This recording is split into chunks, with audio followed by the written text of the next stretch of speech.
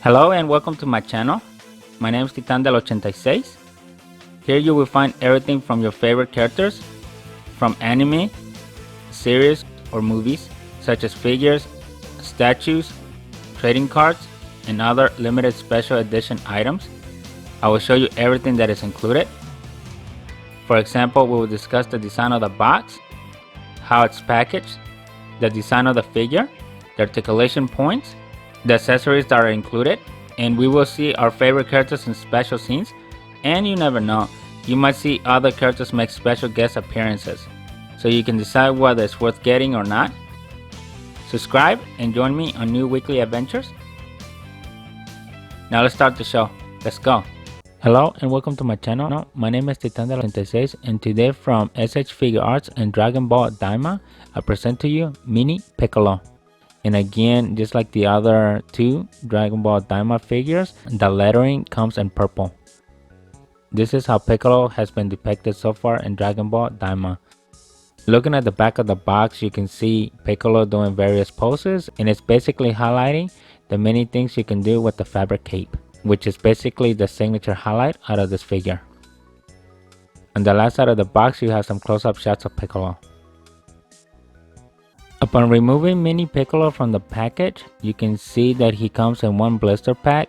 He's got 4 sets of hand gestures. He comes with my favorite cross arms. You can see the cape, and then you can see all the many expressions that are included with the figure. Overall, it seems like a basic figure. The biggest highlight here is that the cape is made out of fabric. This is the 360 of Mini Piccolo straight out of the box.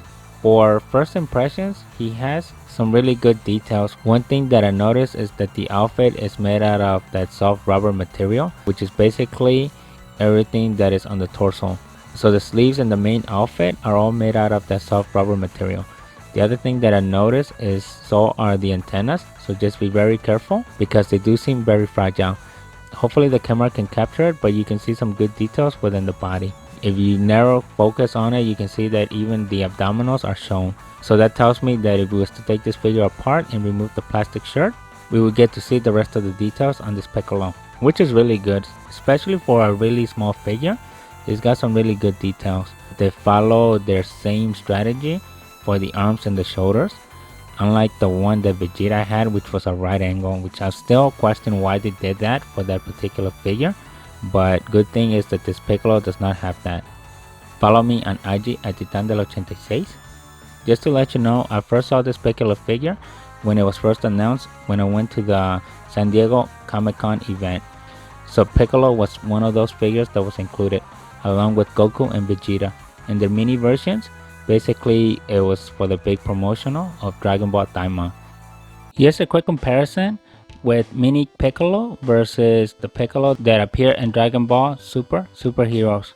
You can basically see all the similarities between the two Piccolo figures. The only key difference here is the cut points. If you see the inner joints between the forearm and the bicep, you can see that on the big Piccolo that mimics that marking, but on the Mini Piccolo it doesn't. It just stays simply green. But other than that, they look pretty identical. And obviously the color, you're looking at a light, more fuchsia purple color versus a darker tone that is on the bigger Piccolo. Just want to share the differences between these two Piccolos. Now let's check out what articulation points this Mini Piccolo has. He's got good head rotation, good up and down, good neck movement. This is high up as the arms go. You have the little section by the shoulders that they can kind of come out and go in. If you kind of see it, it looks like it's kind of like a ring. And I think this is similar to what we saw on Mini Goku. I'm glad they didn't use the same style of arm like they did with Vegeta, where Vegeta this was kind of like an L shape. Here it's actually its own movable joint, as you see here. So that's good. He doesn't have much of a flex though. I think if like Goku, if you move the plastic ring, then you can get the arm to fully stretch towards the center, as you see here. So just make sure as you're rotating the arms, make sure that the sleeve is also rotating with it. So this is as center as the arms go. Here's your 360 of the arm. And it's a little bit difficult because like I said, the arms got that ring here from the sleeve. So movement does become a little bit difficult. So you just gotta be mindful of where the sleeve is relative to where you want to move the arm. 360 of the bicep. Here's your elbow. 360 of the wrist. It's got good up and down. Chest movement is basically coming from the torso. This seems to be a one piece. It's got good rotation by the waist, which gives you good side movement as well. And you could actually do this with his leg. So I wouldn't technically say this is as high as it goes because obviously it's at an angle. So normal height, this is as high as it goes. And this as far back as it goes. He's got a really good ability to do a split. There's the knee. 360 on the ankle. So this piece is basically on its own. So just similar to the sleeve, it's probably like a little plastic ring where the ball joint is connected to the green piece, as you see here. So it's basically there to help shape in the boot. So this is as far down as it goes. This is as far high. Inboard, outboard, and then there's the toe. So overall, he's got some really good articulation points, similar to what we saw from the mini Goku. Which this one, I would say, as far as articulations go, it is way better than the one that we got from mini Vegeta. So there you have it. This is a close-up of the 6 different expressions that come with mini Piccolo, as well as the cross arms. So what they did here is they gave you 3 parts to use the turban, and then 3 without it. So the first one on the left, it's got Piccolo in a shouting expression. The next one shows him meditating with the eyes closed. The middle one is the neutral expression. Then you have one with the teeth grunting.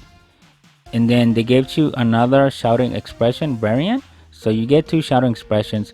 One to use with the turban and one without it. Then down in the center you have the Piccolo head with the turban. And on this one he has the smirk. So overall we got a good array of expressions from Piccolo. Which I gotta admit, I think out of the 3 that we've seen so far from Mini Goku, Mini Vegeta, and this Mini Piccolo has the most expressions. For this scene, I have Piccolo doing one of his iconic poses. These are usually the ones when he's meditating, he's got the arms crossed and he's got his eyes closed. Piccolo's favorite stance is always to have his arms crossed, which is what I show here.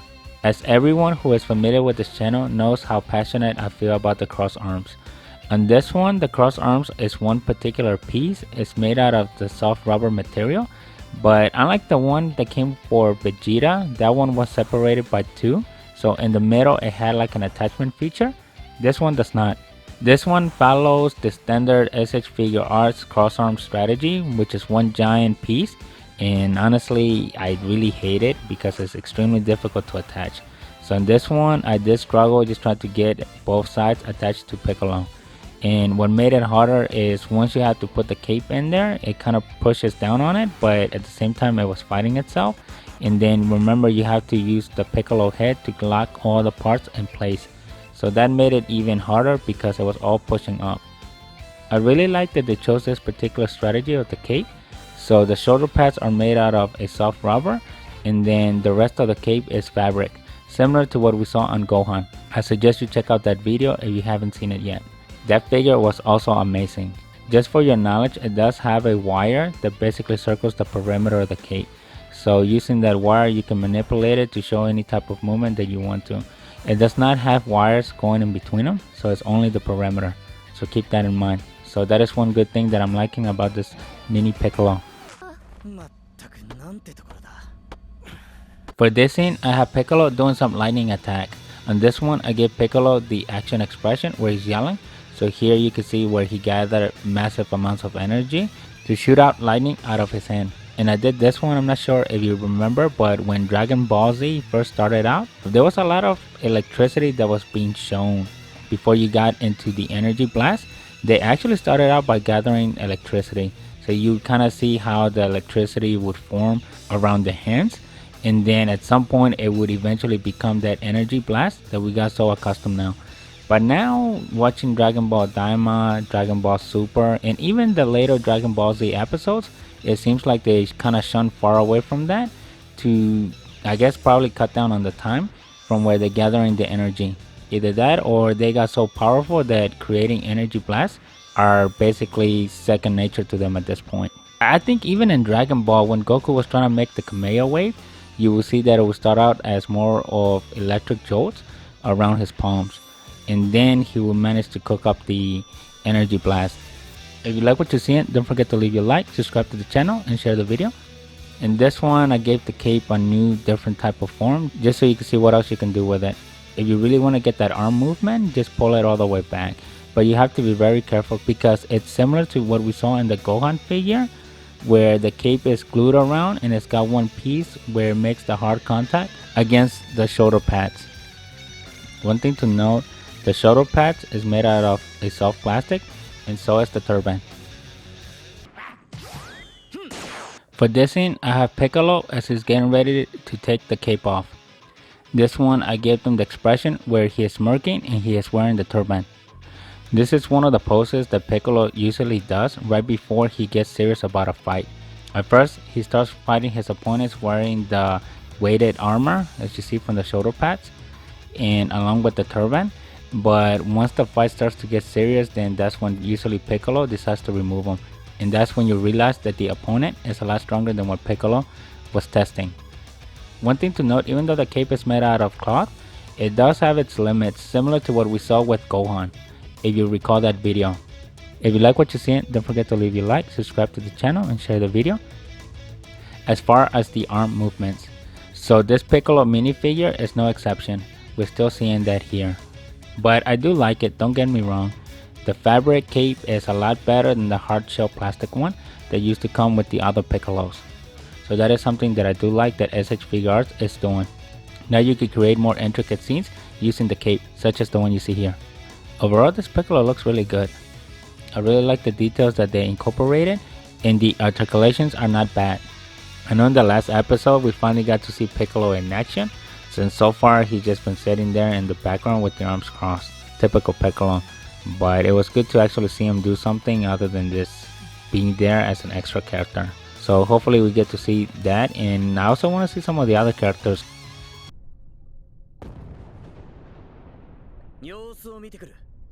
For this scene, I have Piccolo with a normal expression where he doesn't look too happy, he looks really intense. And I also have him with the cross arms. Here you can see how the cross arms interfaces with the shoulders. And this is kind of where I really struggle with. And also it's just trying to get the opinion, because the way S.H.Figuarts figures are designed, once you remove the section between the bicep and the shoulder piece is separated into two. One which is the joint, and then the other one, I'll call it the decorative piece, which shows the exterior of the character. So in that outside piece, it basically just slides off, so you end up with the bare skeleton that has the joint. And as you're trying to attach it, that exterior piece basically slides off. So as you're trying to get the pinion out, you also gotta be careful that you're not really pinching the plastic sleeve there. So it's a balancing act. And to me, I always struggle, and this is always as close as I can get them. They're not 100% exact, but it does give you the picture, which is what you see here. So in this scene, Piccolo is studying and gazing his opponent, figuring out how he's going to strategize to make this victory, which is something that Piccolo always did. He was really good at analyzing, and next to Vegeta, they were both really good strategists. They perfectly knew what to do in the battlefield. They weren't really like Goku. Goku usually would just fight without really giving it a second thought. And I think even Gohan does the same thing. But Vegeta kind of stops, analyzes the opponent, and knows how to strike. And Piccolo does the same thing. For this scene, I have Piccolo preparing to do the beam cannon. In this scene, I gave them the expression where the teeth is grinding, because this is one of Piccolo's most strongest attacks, but it takes him a lot of time and a lot of energy to create. So usually in fights, he has to basically have a second partner distract the enemy to give him the time that he needs to gather the energy before he can fire the cannon. So if you look towards the ground, you can see all the electricity that is being created just by him trying to gather all this massive amount of energy to create the attack. I'm not sure if you noticed, but when Piccolo gets really intense and is really serious about the fight, he basically removes the turban, and he also removes the cape with the shoulder pads. And if you forgot, those are weighted, so when he throws them away, you can kind of see that he damaged the stadium. Let me know in the comments what you're thinking of this minifigure of Piccolo from Dragon Ball Daima. I still feel like now that they're getting a little bit more involved into it, it's gotten better, but I still don't see it being there. Plus, I still feel like it's still shown away from the other characters. I see that it's still very heavily relying on Goku and Vegeta, which honestly I thought Daima was going to be a little bit more focused on all the other characters as well. I feel like they're really missing a strong opportunity with the Ox King, Master Roshi, and Krillin. For Dragon Ball Daima, I thought it was going to be a different view of the characters, but so far it's been following the same formula. Let me know in the comments what are your thoughts. Do you want to see Master Roshi do something? This is the aftermath of Mini Piccolo doing the beam cannon. As you can see, even the floor where he was standing on is broken into shambles, just to show you all the energy that was required for the strong energy attack. In this one, I gave Piccolo the action expression. Overall, this Piccolo figure is not bad. The one thing that I really like is that the cape has the cloth material with the metal wire built into it, so that gives you more variety if you want to do different types of poses with this Mini Piccolo. The other thing that I like is that the outfit, at least for the torso, is now made out of that soft rubber material, so now you can flex the figure even more to get those articulating points. You do get a good array of different expressions. You get 3 with the turban and 3 without them. If you like what you see, don't forget to leave your like, subscribe to the channel, and share the video.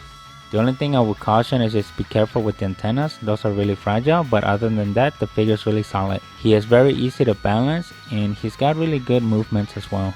The figure doesn't seem as super fragile either. Follow me on IG at Titandel86. So it's a good one to have in the collection if you're a big fan of Piccolo, and also if you're on the quest to collect all the Dragon Ball Daima characters in their mini forms.